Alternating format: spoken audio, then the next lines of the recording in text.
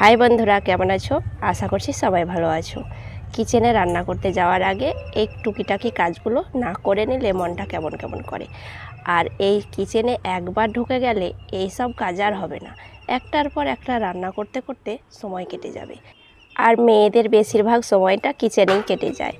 রান্না তো সারাদিন লেগেই থাকে, তাই এই কাজগুলো আগেই সেরে ফেললাম। তারপর চলে এলাম কিচেনে। তোমাদেরকে টমেটো দিয়ে আজকে একটা মজার রেসিপি বানিয়ে দেখাবো, তোমরা দেখতে থাকো।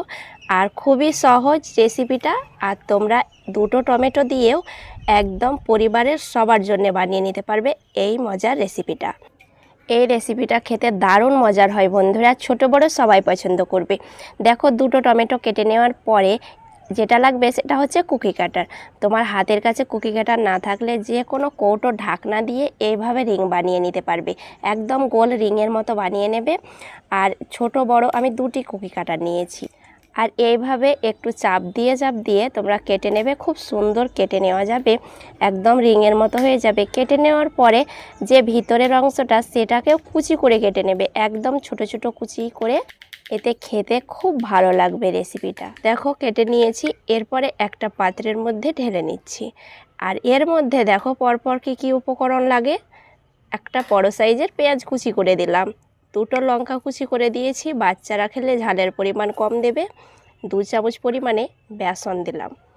আর 1 চামচ পরিমাণে ময়দা বা চালের গুঁড়ো, আমি এখানে ময়দা দিয়েছি। স্বাদ মতো লবণ, আধা চামচ হলুদ গুঁড়ো, আধা চামচ ভাজা জিরে গুঁড়ো, আর 1/4 চা চামচ মতো নিয়েছি লাল লঙ্কার গুঁড়ো, আধা চামচ গোলমরিচ গুঁড়ো, আর একটা ডিম দিয়ে দিলাম, কিছু ধনেপাতা কুচি। এবার ভালোভাবে মিশিয়ে নেব, জল দেব না, এতেই একদম নরম হয়ে যাবে ফেটাতে ফেটাতে। আর তোমাদের একটু শক্ত মনে হলে সামান্য পরিমাণ জল দেবে। অন্যদিকে নানি দেখো ছুটি কাটতে শুরু করেছে। আর প্রায় ছুটি কাটা হয়ে গেল নানির। আর নানি আজকে ছুটি ভাজি খাবে। আর এদিকে আমি প্যান বসিয়ে দিয়েছি চুলোর মধ্যে, দিয়ে দিলাম পরিমাণ মতো তেল। বেশি পরিমাণে দেবে না, শ্যালো ফ্রাই করে ভেজে নিতে হবে, তাই অল্প পরিমাণে তেল দিয়ে তেলটাকে ভালোভাবে গরম করে নেওয়ার পরে একে একে রিংগুলো বসিয়ে দিচ্ছি। খুব সহজেই রান্না করা যায়, রেসিপিটা খুবই সহজ। তোমরা একবার বানালে বারবার বানাতে ইচ্ছে হবে তোমাদের। হাতের কাছে টমেটো থাকলে খুব সহজে তোমরা বানিয়ে দিতে পারো এটা। এবার আমি ব্যাটারটা একে একে ভর্তি ভর্তি করে দিয়ে দিলাম। কিছুক্ষণ হওয়ার পরে আর এক পাশ করে দিচ্ছি। আর আঁচটাকে একেবারে কমিয়ে দেবে বন্ধুরা, বেশি হিটে ভাজতে যাবে না, তাহলে ভিতরটা কাঁচা হয়ে থাকবে। তোমাদের রেসিপিটা ভালো লেগে থাকলে অবশ্যই লাইক কমেন্ট শেয়ার করবে বন্ধুরা। আর চ্যানেলটাকে সাবস্ক্রাইব করে পাশেই থাকবে। আর ফেসবুক পেজ থেকে দেখলে পেজটাকে অবশ্যই ফলো করবে। পাশে থাকা বেল আইকনটি ক্লিক করে অল করবে, তোমাদের কাছে পৌঁছে যাবে নতুন নতুন রেসিপিগুলো।